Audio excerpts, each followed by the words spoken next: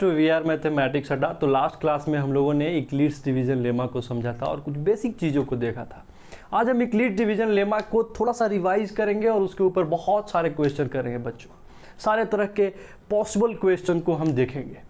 तो जितना हो सके वीडियो को शेयर कीजिए अपने दोस्तों के बीच। सबको बताइए कि मैथ्स का एक सीरीज स्टार्ट हुआ है जिसमें वीआर सर जो है वीआर सर सारे चैप्टर्स को करवाने वाले हैं और सब्सक्राइब करना तो बिल्कुल नहीं भूलना है। तो चलिए, सबसे पहले क्या था अपना इक्लिड्स डिवीजन लेमा, क्या था कौन बताएगा? इक्लिड्स डिवीजन लेमा क्या था कौन बताएगा? तो इक्लिड्स डिवीजन लेमा तो क्या था बच्चों, आपको याद आया? हमने बोला था कि कोई नंबर ए को बी से डिवाइड किया गया तो वो कोशेंट क्यू देगा और रिमाइंडर आर, है ना। लेकिन एक कंडीशन भी था जो कि मोस्ट इंपॉर्टेंट क्वेश्चन में वही कंडीशन का मैं यूज करने वाला हूं बच्चों। तो क्या था कंडीशन कि this r should be greater than और equal to 0 but less than b, है ना। अच्छा, तो हो गया रिवीजन इक्लिड डिवीजन लेमा का। और क्या चाहिए? और एक छोटी सी बात और कि ए और बी क्या थे? तो इंटीजर थे सर, इंटीजर थे। तो चलिए, सबसे पहला इक्लिड डिवीजन लेमा का आपके स्क्रीन पे आ रहा होगा गाइस। तो क्वेश्चन कहता है कि a number when divided by 53 gives 34 as quotient and 21 as remainder, find the number. क्या कह रहा है गाइस कि जब नंबर को 53 से डिवाइड किया गया किसी एक नंबर को, तो 34 कोशेंट दिया और रिमाइंडर कितना दिया गाइस? तो 21 एज रिमाइंडर। अब ये कौन नहीं जानत है जग में, बताना हमको कि a इज इक्वल टू, हमने सीखा था कि इन दोनों को मल्टीप्लाई करना है और इसको जोड़ देना है। तो चलो मल्टीप्लाई किया जाए, 53 इंटू 34 प्लस 21। अब जैसे ही आप ये करोगे गाइस तो ये आपके सामने कितना आ जाएगा? 1823। तो वो नंबर कौन सा था जिसको 53 से डिवाइड किया गया था और तो उसने कोशेंट 34 और रिमाइंडर 21 दिया था? तो वो नंबर 1823 था।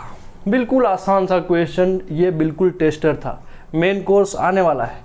तो सेकंड क्वेश्चन आपके स्क्रीन पे आ रहा होगा गाइस। सेकंड क्वेश्चन कहता है कि so that every positive even integer is of the form 2q and that every positive odd integer is of the form 2q plus 1। तो गाइस, सबसे पहला जो इस क्वेश्चन को आप पढ़ते हैं तो आपके सामने जो आता है वो क्या आता है कि एवरी पॉजिटिव इवन इंटीजर और एवरी पॉजिटिव ऑड इंटीजर, है ना, is of the form 2q और is the form 2q plus 1। तो एक जो लॉजिक यहाँ पे, एक ट्रिक जो यहाँ पे आपको आना चाहिए, एक बेसिक बात है जो आपको आना चाहिए कि इवन नंबर्स जितने भी होते हैं उनका जनरल फॉर्म जो होता है वो 2n होता है, जहाँ पे n का वैल्यू हम सब्स्टिट्यूट करते जाते हैं, है ना। अच्छा, 2n हमेशा ये n 2 से मल्टीप्लाई होगा। तो इवन नंबर क्या होता है? इवन नंबर वो नंबर होता है जो 2 से डिवाइड हो जाए। तो जब भी इसको हम 2 से डिवाइड करने जाएंगे तो बाहर वाला 2 हमको 2 से डिवीजन करने में मदद करेगा। मतलब कि ये जनरल फॉर्म है किसका गाइस? इवन नंबर्स का, आपको याद रखना होगा। और दूसरी बात कि ऑड नंबर्स जितने भी हैं उनका भी जनरल फॉर्म होता है। क्या होता है कि जो भी इवन नंबर है ना, जो भी इवन नंबर है उसमें एक जोड़ दो, वो ऑड बन गया, सिंपल। अब मान लो कि कोई भी इवन नंबर में मैं अगर 3 जोड़ दूं, ऑड बन गया, सिंपल। अच्छा, मान लो कि आज मैंने लिखा है 2n, कल के डेट में मैं 2 इंटू 2n भी लिख सकता हूँ ना, या फिर मैं लिख सकता हूँ 4 इंटू 2n। कोई भी इवन मल्टीपल हो फिर भी वो इवन नंबर होगा, या कुछ भी इवन में आप ऑड जोड़ दो फिर भी वो ऑड नंबर कहलाएगा। अगर ये दो बातें आपके दिमाग में रह गया ना तो इस तरह के क्वेश्चन अपने लिए करना बिल्कुल ही आसान हो जाएगा। तो क्वेश्चन में क्या गिवन है गाइस? सबसे पहले लॉजिकली आप सोचना स्टार्ट करो कि हम लोगों को क्वेश्चन में गिवन है 2q और क्या गिवन है? 2q plus 1। अब जो है आप थोड़ा सा अपने माइंड को लगाइए और ये सोचिए कि बाबा मैंने तो पढ़ा है a is equal to B Q plus R, मैंने तो पढ़ा है a is equal to B Q plus R. अरे हर जगह पे b के जगह पे क्या है बाबा, तो b के जगह पे तो 2 है।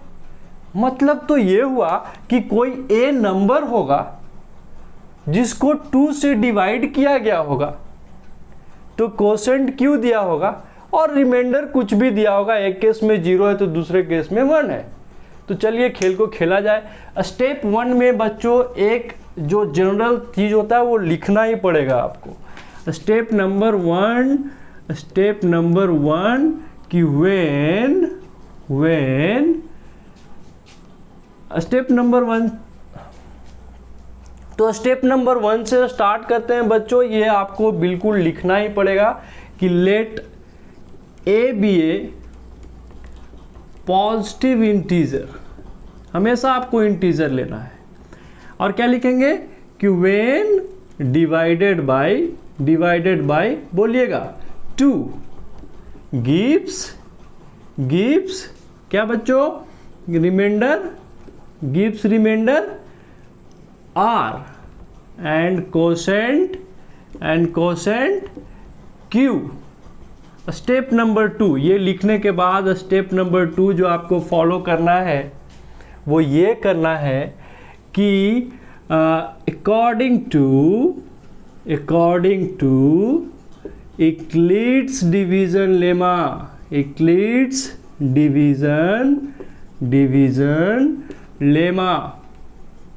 क्या बोलता है Euclid's division lemma, A is equal to B Q plus r, जहां पे कंडीशन क्या था बच्चों कि 0 से r बड़ा होगा लेकिन b से छोटा। अच्छा b के जगह पे है क्या, तो सर b के जगह पे 2 है, तो a is equal to 2q plus r। जहां पे कंडीशन में फिर हम डालेंगे तो 0 से r तो बड़ा होगा लेकिन b से छोटा, b कितना 2। अच्छा तब तो सर हम लोगों को r का वैल्यू मिल गया। r का वैल्यू क्या क्या मिला रे बाबा, एक तो 0 के बराबर है तो 0 ले लिए, और 2 से छोटा होना चाहिए मतलब 1 ले सकते हैं। क्या 2 ले सकते हैं, तो बिल्कुल भी नहीं, क्योंकि 2 से ये छोटा होना चाहिए। मतलब r का वैल्यू क्या क्या लेंगे, एक तो 0 और दूसरा 1। अब चलो केस ठोकते हैं। ये यूक्लिड साहब ने बहुत परेशान किया, केस ठोका जाए। केस नंबर 1, पहला केस, r का वैल्यू लेंगे हम 0। r का वैल्यू 0 का मतलब क्या होगा बच्चों, ध्यान से बताना। चलो r का वैल्यू इसमें डालते हैं 0, तो क्या होगा a is equal to 2q plus 0। a is equal to क्या आ गया, 2q आ गया। अरे एक मिनट सर, एक मिनट, आपने तो बताया था कि अगर 2 का कोई भी मल्टीपल हो तो वो इवन होता है। मतलब ये 2q क्या है, इवन है क्या? अरे बिल्कुल हाँ रे बाबा, इवन है। और यही बात तो क्वेश्चन में हम लोगों को प्रूव करना था, है ना, यही बात तो प्रूव करना था हम लोगों को। तो पहला तो काम बना। चलो केस नंबर 2 ठोका जाए बच्चों। Case number 2 r is equal to 1। Euclid में पुट करते हैं हम लोग, a is equal to 2q plus b के जगह r के जगह पे 1 आ चुका है। आपने तो सर बताया था कि ये अगर इवन है और इवन में एक जोड़ दिया जाए ऑड, तो ये क्या बन जाएगा, ऑड। तो प्रूव हो गया, यही तो प्रूव करना था। तो एक छोटा सा स्टेटमेंट स्टेप नंबर 3 में आपको लिखना पड़ेगा बच्चों, तभी जाके ये खेल खत्म होगा। तो स्टेप नंबर 3 में हम एक छोटा सा स्टेटमेंट लिखेंगे कि thus every positive even integer is of the form 2q, and every positive odd integer is of the form क्या बच्चों, 2q प्लस 1, है ना। तो होपफुली आपको ये समझ में आया होगा और बिल्कुल आसानी से किसी भी तरह के क्वेश्चन को हम करेंगे।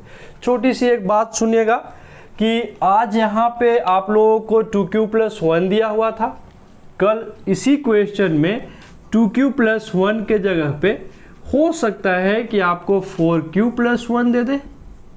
तो यहाँ पे बस b का कंडीशन बदलेगा बच्चों, b का, तो r का वैल्यूज बढ़ेंगे तो नंबर ऑफ केस बढ़ेगा, बाकी प्रोसेस सेम।